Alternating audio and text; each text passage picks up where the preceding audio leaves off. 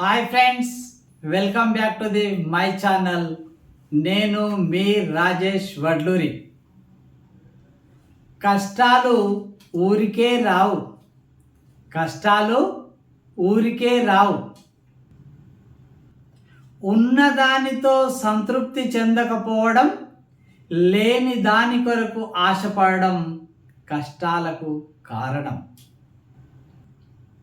ప్రతి విషయంలో తలదూర్చడం, విభిన్నంగా ఆలోచించకపోవడం.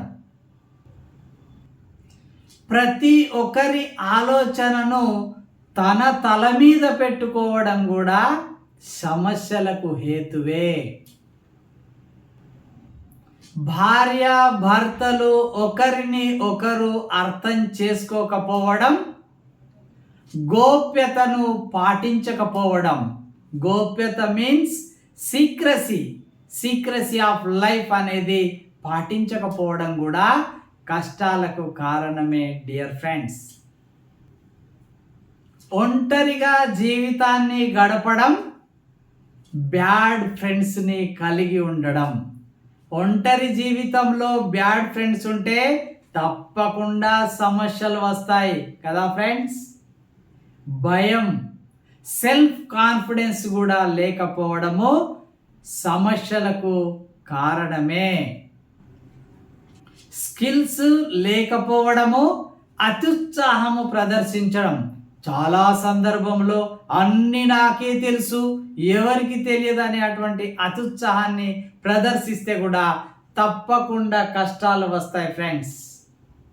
మరి ఈ కష్టాల నుండి అధిగమించడం ఎలా, ఈ కష్టాల నుండి బయటపడడం ఎలాగో చూద్దాం ఫ్రెండ్స్. సమస్యలు అనేవి తాత్కాలికమే, అవి శాశ్వతం కాదు అనేది ముందుగా గుర్తించాలి. సమస్యలు అనేవి తాత్కాలికమే, అవి శాశ్వతం కాదనేది గుర్తిస్తే అన్ని సమస్యలు ఇట్టే తొలగిపోతాయి ఫ్రెండ్స్. ఎక్కడి మాటలు అక్కడే, ఎక్కడి వస్తువులు అక్కడే.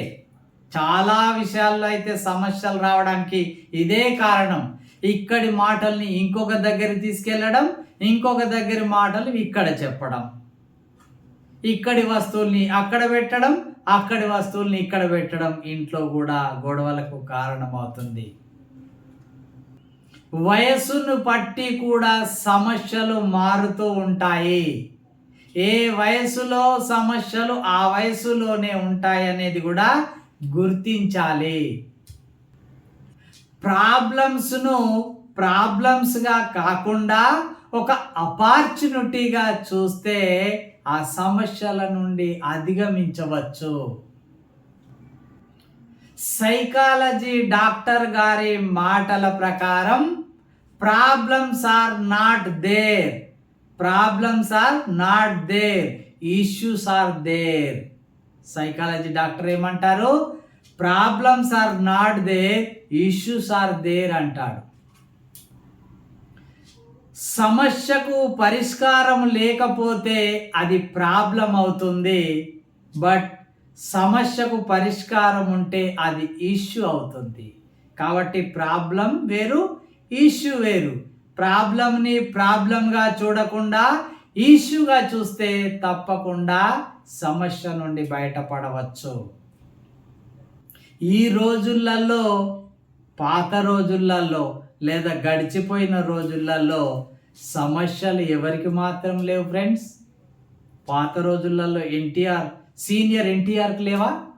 మహానటి సావిత్రికి లేదా? చంద్రబాబు నాయుడుకి సమస్యలు రాలేవా? కేసీఆర్కు సమస్యలు రాలేవా? అంబేద్కర్కు సమస్యలు రాలేవా? అలెగ్జాండర్కు సమస్యలు రాలేదా? గాంధీజీకి సమస్యలు రాలేదా? పివి నరసింహారావుకు సమస్యలు రాలేదా?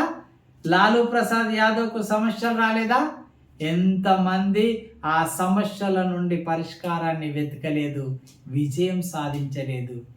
సమస్యను మనము ఒక ఆపర్చునిటీగా చూసి దాని నుండి మనం విజయం సాధించాలి. నేను మీ రాజేష్ వడ్లూరి, షైనింగ్ ఆఫ్.